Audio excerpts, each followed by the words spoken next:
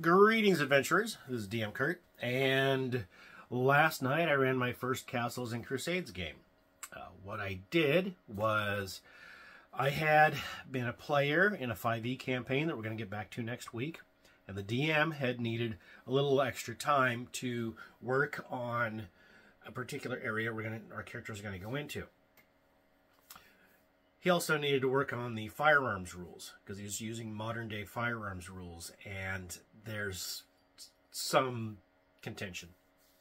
So, for the Castles and Crusades game, I ran a knockoff of Thundar the Barbarian. I mean, I barely even scratched the serial numbers off of this thing. I was basically running it almost as is. Season 1, Episode 1. Bam.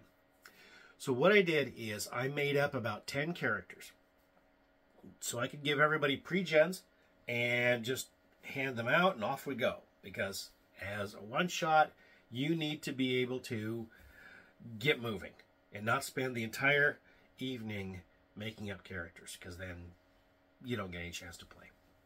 So with CNC, character generation is real easy.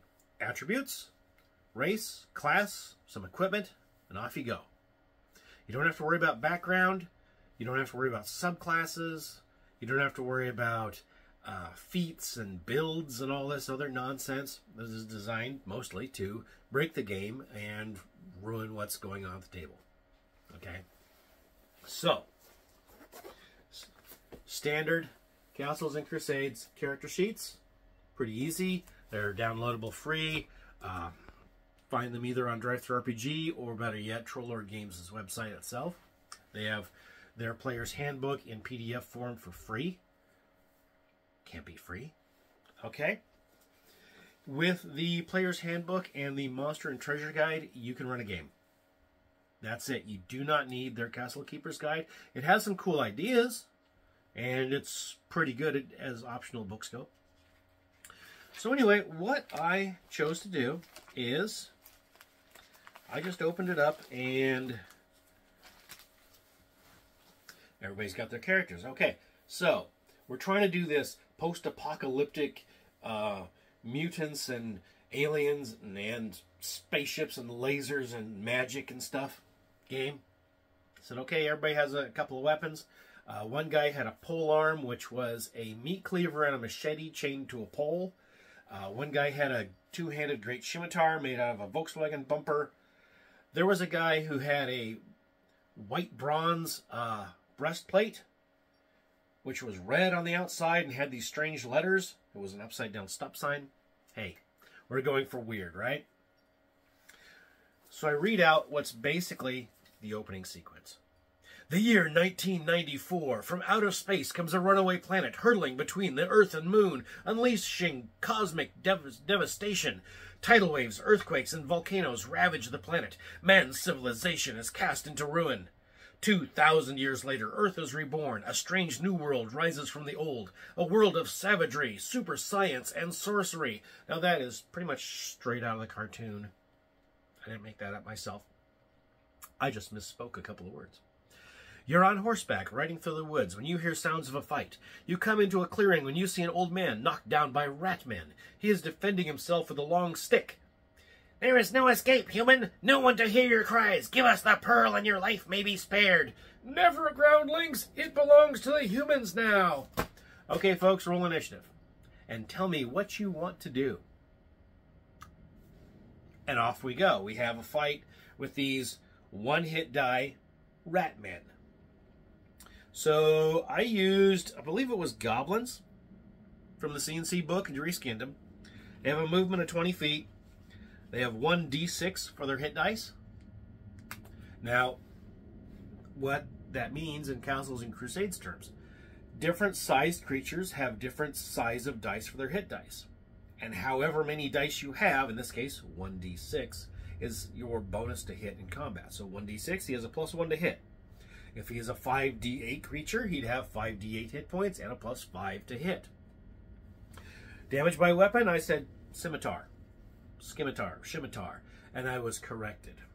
As to my pronunciation of bladed curved blade weapon, all right? The fight was quick. I gave everybody second level characters. They can handle some one-hit dice creatures. Now, I had determined in advance these rat men were cowards. If any of them are wounded to half hit points or less, they will flee. If half or more of the group, there's one for every player character, flees, then the whole pack flees. So this was going to be kind of an easy gimme fight. Okay, just to let everybody see how initiative works. D10. Straight D10, everybody rolls a D10. I roll wins. Ties are broken by dexterity. We had a couple of people who went on the same initiative, and they just determined by themselves. There was a teenager and a fellow my age who both rolled, I believe, 9s. And the older guy let the younger guy go first on every time. Said, "Okay, you go first." He was being very polite. That was very good of him because we have a new player. Hey, let's try to encourage them. Be nice to them, right? Okay, cool. The old man, after the battle, the old man hands you the black pearl, this black sphere, and tells you to take it to the village in the ruins of Manhat. Okay.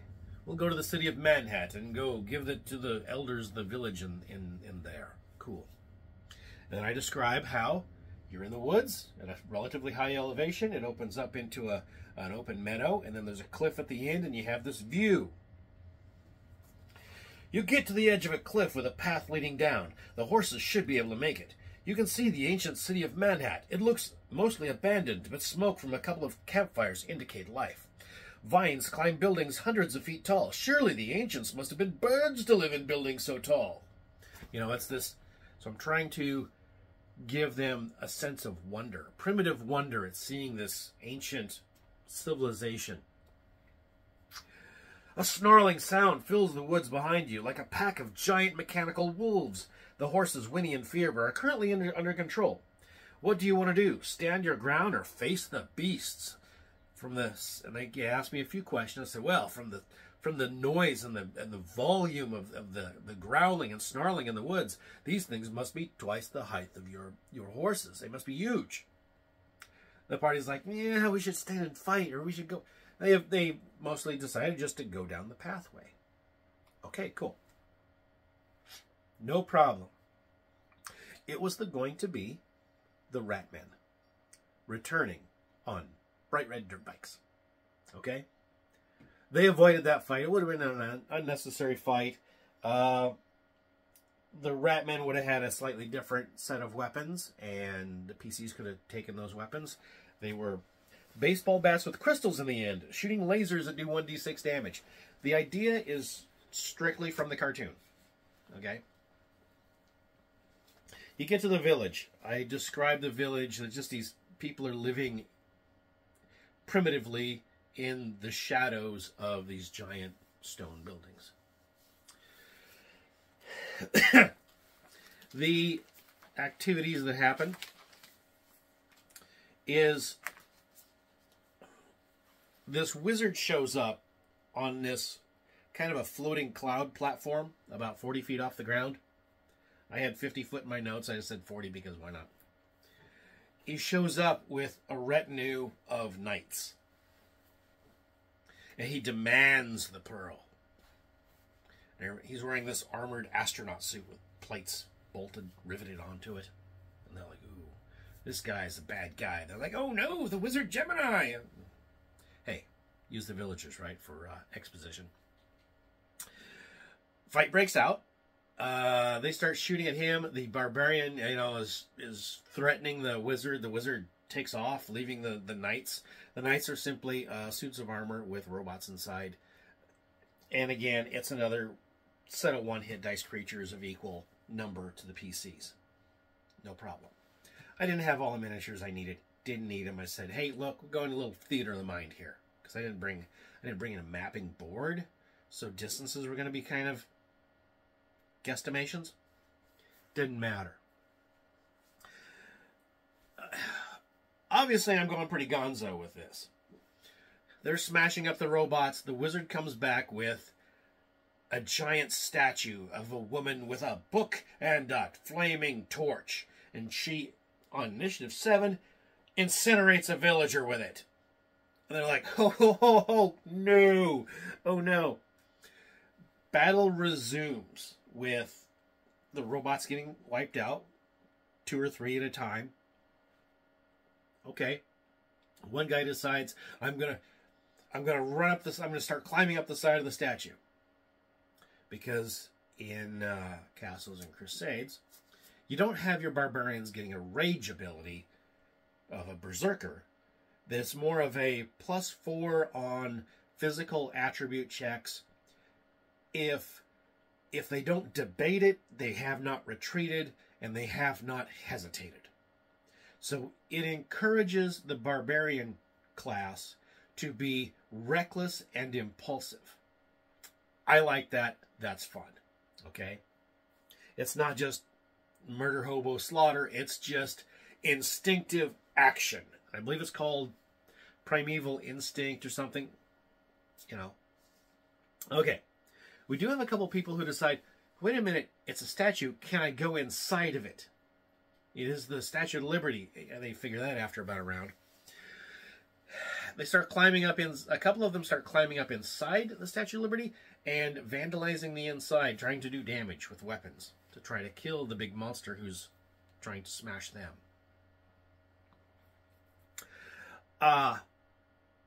The PCs end up succeeding. It was an amazing fight. They ran up to the top of the inside of the Statue of Liberty where there was a ship's wheel. They yank it out and smash the ship's wheel, and then the statue starts to wobble. The barbarian had managed to jump onto the floating platform with the wizard. The wizard had been yanked off of it by an entangle spell. Failed my save. Hey, what can I say? And he rammed the flying carpet, which is kind of reskinned as having a bunch of fog around it, so it's a floating cloud, into the knee of the statue as it's toppling. Statue falls on the wizard, killing him. Silly game. You know, I ran it as a silly game. But you could run Castles and Crusades as serious as you want. Their game world, Erdre, which they want you to write in their thing. If you want to do third-party stuff and get it published by Trollord Games, you have to write for their game world. And God bless these guys, but their style of writing is a little on the dry side for me. Okay. But anyway, you can run Castles and Crusades in a very serious manner. It's built a lot like First Edition, but with ascending AC, and a fairly simple method of determining saving throws, because you can do by attack type, 1E style, or by attribute type, 5E style, for your saving throws. Skill checks, pretty simple. D20, roll high, as opposed to the roll under system of non-weapon proficiencies, where if you have a strength of 16 and you're trying to do a strength-based system, just roll under a 16, which is fine, except when the skill has tracking, I believe, was wisdom -3. Do I need to roll 3 under my wisdom on a straight D20, or do I take a D20 and subtract 3 and try to get that under my wisdom? That was one where you'd have to look at the rules a couple of times before you found, oh, that's exactly how it's done. Whereas CNC, D20 roll high. Not bad, not bad. This was probably the first time in a long time where I was actually worried about getting kicked out of the library for the party being too loud. This was, we had the 5 to 8 p.m. time slot. We were in the conference room, which is separated from the library by about, 15 feet and a couple of bathrooms in between. So we're not in the middle of the library, but it was still people getting really excited, which is awesome. I like seeing my players happy and excited, and I think the game was a hit. So if you're considering a new choice of role-playing game of the fantasy type, you could go a lot worse than Castles and Crusades, I tell you, because character creation was quick. We got into the, we got everything in there real easy, and we had a lot of fun. That's where I am on that. And hopefully we can run a campaign in it later. DM Kirk, out.